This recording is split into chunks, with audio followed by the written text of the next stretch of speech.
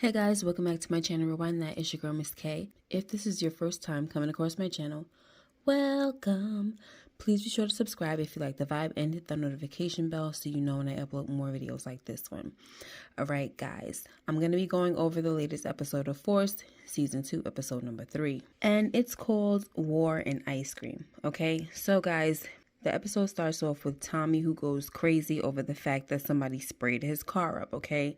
He seems more upset about his car being damaged than the little girl being deleted in the drive-by. But anyway, so after convincing Diamond that it had to be Jenard's crew as payback for Chewie, Tommy wants to talk to Jenard, but Diamond makes him promise not to let things escalate first, okay? So when Tommy goes to see Jenard, he tells him that he knows it was his people that came after him that night, but by the looks of things, Tommy sees that Jenard doesn't have control of his crew and had nothing to do with the attempted hit. So Tommy tells Jenard that a little girl was also killed, and as sad as that is, it's also bad for business. So take care of whoever did this or I will. Now, Tommy also tells Jenard that if he has to get rid of the person who did this, Jenard will be next, okay? Next, the CO that Diamond is screwing is willing to move weight for him for a price, okay? So later on, we see her with the whole system at the prison, and Rojas isn't feeling it because they're stepping on his toes. So he interferes and has a CO raid a cell block, right? But Diamond has his CO lover put a stop to it real quick when she catches Rojas with drugs and threatens to screw up his sentence if he doesn't get down with CBI. So Rojas has to concede because, at first he told the lawyer that Diamond sent there was no way he will work with Diamond ever, but now he doesn't have a better choice, okay? Next, we also see a rally in honor of the little girl who was shot and deleted, and they announced that a task force would be put in place. Now, this isn't good news for Jenard and his crew who were also at the rally, right? And it ain't good for CBI either, okay? Some of those crew members were also at the rally, okay? Now, later on, we see Diamond has to protect the kid that spoke out against the crime at the rally, right? After getting a haircut, the kid walks off and a bunch of other kids try to jump him, but Diamond comes out to save him, right? And at this point, I'm just really hoping that nothing happens to that kid. Next, in this episode, we also see that Bobby and Stace are having a little trouble in paradise. It turns out that they're married when I thought they were just dating, guys, okay? But anyway, Bobby is upset because Stace requested him to get detailed to the task force, even after he told her that he didn't want to be involved because of his commander. Now, apparently his commander and Stace have bad blood, right? So anyway, Bobby clearly thinks that Stace is willing to prioritize her husband's career and their marriage for her case. But Stace sees it as Bobby being the only one she can trust, which is why she requested him. Next, Kate wants to make amends to her sons for being a crappy mother, but her one-sentence apologies weren't enough for Tommy and JP, okay? Kate clearly didn't know how bad of a mother she was, and she seemed surprised about all the bad memories Tommy had handy, okay? But at her meeting, she was able to let it all out, and I just wish that she was able to do that with her sons. She also had a hard time with JP, and when she told him it was complicated, he realized that he sounded just like her when he was trying to explain himself to D-Mac. So he went back to D-Mac and just told him the truth, and they hugged it out. Now, we also see later on that Kate left blackberry ice cream for Tommy in the freezer, and that was a nice gesture, and he appreciated it, okay? I just loved all the moments with Kate in this episode, and I'm glad that she's trying to get herself together, right? But she does say that now that she's not getting high, she doesn't know what to do with her feelings. So hopefully she learns some healthy coping mechanisms, right? Next, Claudia changes the password to the dialysis accounts a few times, which means that Walter can't get to his money. So in case Claudia forgot who she was dealing with, Walter had her safe robbed and her credit cards canceled, okay?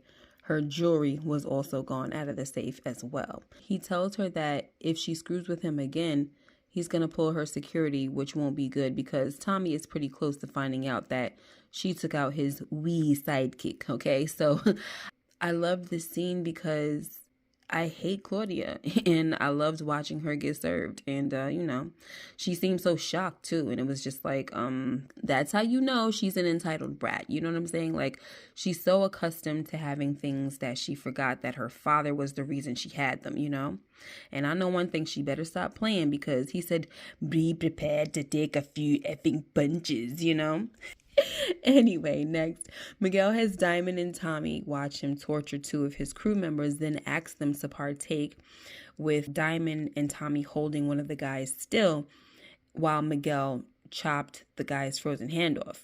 Or should I say, shattered his hand. Like, that was just a crazy method, right? Like, he froze his hand and then he shattered it. One thing that annoyed me about this situation was how paranoid and scared Diamond was acting, okay? Like, he was like, I'm telling you, he know it was us. But Tommy knew that wasn't the case, because he was like, listen, we would be in the same boat as them two guys instead of walking out of here, right? But anyway, guys, before they left, Miguel tells Tommy that he wanted them to see what happens to people that betray him, okay? Next, Jenard catches up with Lil K, but before he can pull the trigger, Lil K's grandmother comes out offering them Toll House cookies. Then she tells Jenard that if he deletes her grandson, he's going to have to delete her too, because he ain't going to be hard to pick out in a lineup with that cauliflower ear, right?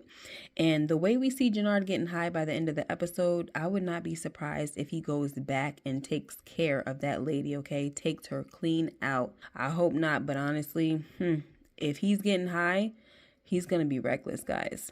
But anyway, as Jenard was leaving, he sees that he's being watched by Big Smurf, who's reporting Jenard's every move to Tommy. All right. Next, Tommy meets with Claudia and tells her that he knows she took out Liliana, and as soon as he can confirm it, she's dead and she won't even see it coming. And I sure hope that's true, guys. Like, I really hope he takes her out, but we'll see, right? But later on, we see Tommy take out one of her security guards for not confirming that Claudia was the one who eliminated Liliana. So he deletes the security guard for being loyal. Okay, Tommy. Anyway, so next, the Serbs swarm in on Jenard for missing a payment, so they take his car. So Jenard calls Little K to come pick him up. And even though we see that Lil K ain't no snitch, he sure couldn't help but run his slick mouth to Jenard, right? He's already in the hot water, so expressing his thoughts on Jenard getting high wasn't the smartest thing to do. Even though he had a point, But anyway, then when Jenard grabs Lil K to see if he has a wire on, Lil K says, you the one letting outsiders in and they killing our guys, and you ain't got the bag and you ain't got a pot to piss in and you got your hands on me. So this really makes Jenard go crazy and he chokes Lil K out. And, Lil K definitely was putting up a fight, though, like he got the hammer out and everything. But that just made Jenard go harder. And it seemed to piss him off even more, too. Like, ninja, So afterwards, Jenard drags Lil K's body outside of the car and leaves him behind some fence, all right? Now, all along, Tommy was watching this time to make sure that Jenard carried out the deed, okay? Next, I definitely feel like Victor's plan to undo his dad from the inside is going to backfire on him because, he's making these stupid moves way too fast. And sure, it didn't bother me that he foiled the plan to sell the bad batches of opioids to black people, but, he also messed up the possibility of making things right with Dublin.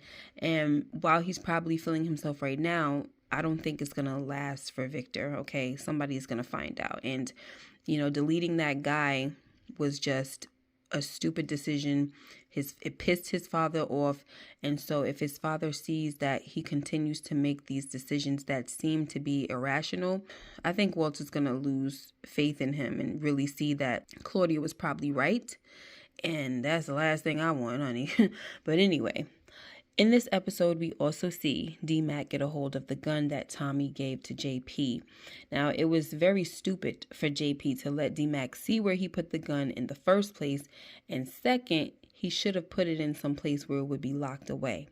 So now we just have to wait, right? We got to sit back and see what happens.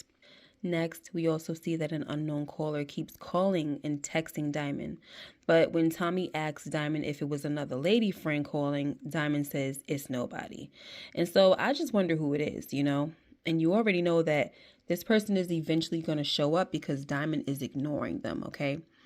Like, is it his father or mother or another family member? You know, I don't know, guys. But if his parents are dead, I feel like it's definitely another family member, right? Like maybe an uncle who can't stay out of trouble or something. But we'll see. Next, Diamond and Tommy go to Miguel and they want to re-up again for double the product. Of course, this raises suspicions for Miguel, and he wants to know how they're moving products so fast. And when they fill him in on the details, Miguel tells them not today, but he'll think about it. So, Now, I'm not sure what he needs to think about, but I'm wondering if he needs to think about it because he doesn't have it, right? Like maybe these re-ups are coming too fast for him. So we'll see. All right, in the last scene, we see Jenard copping some heroin. And I'm just like, oh boy, here we go. You know, Jenard is about to be a hot mess and everything is going to spiral out of control. And his brother is going to have to step in and save him, like I've been saying, right? And guys, as much as I hate Claudia, I also feel like I could see her having to step in for Vic to save him, you know? I don't know from what though, but maybe from Daddy's wrath. I don't know, guys. But that's it for this recap. Let me know what you guys thought about this episode. Please make sure you like, comment, and subscribe if you haven't already. And hit that notification bell so you know when I upload more videos like this one. Until next time, you guys take care and be blessed. Bye-bye.